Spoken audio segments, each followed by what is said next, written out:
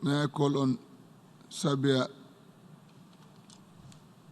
to make its remarks as part of right of reply. Serbia, please.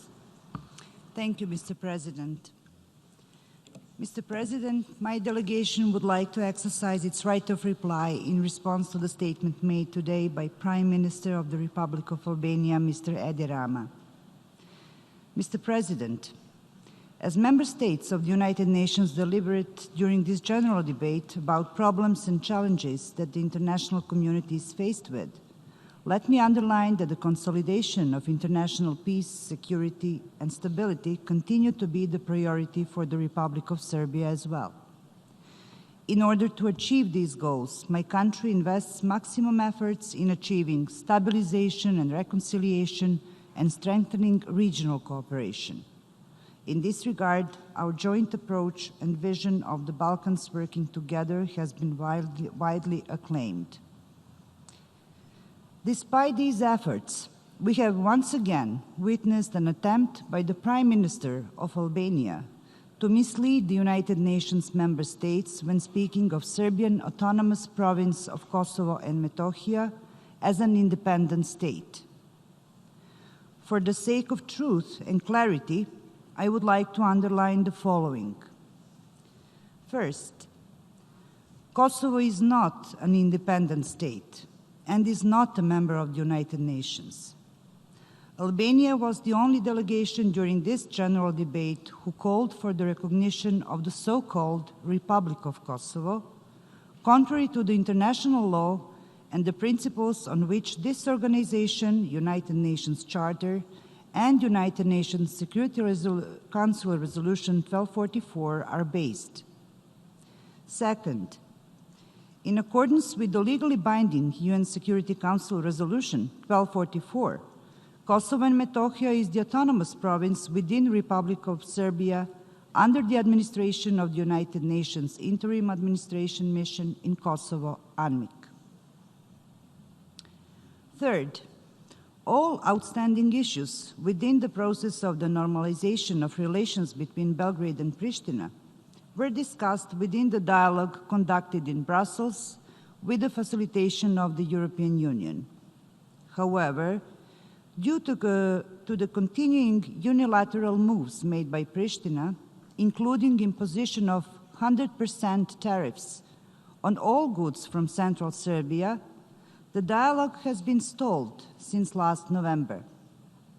Needless to say, remarks in Prime Minister Rama's address today can only diminish efforts to re-establish dialogue and its prospects in the future.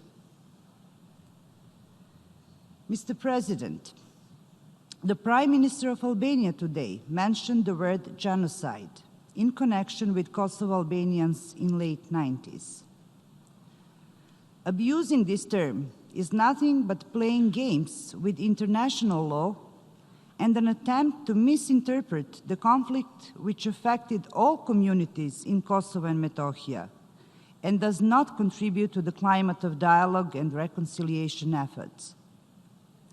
Prime Minister Rama spoke of the need to, and I quote, do justice to history and to acknowledge reality and to build a better future, end of quote.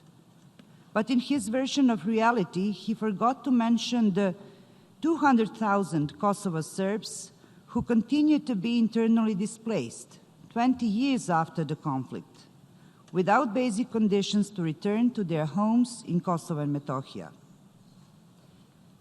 In the times when we speak of necessity of dialogue and the importance of multilateralism, it is unacceptable to openly support unilateral acts which run contrary to the UN Charter and the principles of international law. The Prime Minister of Albania today referred to and I quote, decades since Kosovo's independence was declared, end of quote, ignoring the fact that it was unilateral declaration of independence contrary to the United Nations Security Council Resolution 1244. I take this opportunity to appeal to our friendly neighbor, Albania, to accept the reality i.e. that the United Nations Security Council Resolution 1244 is in force and that it is legally binding. In conclusion, let me point out that the resolution to the issue of Serbia's southern province is my government's top priority. We have demonstrated time and again our readiness to make an active contribution in the efforts to reach sustainable and compromise solution acceptable to all, taking into account the legitimate interests of all communities in Kosovo and Metohija.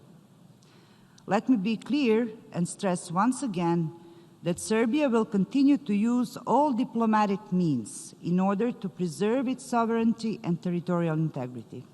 I thank you, Mr. President. I thank the representative of Serbia for the statement.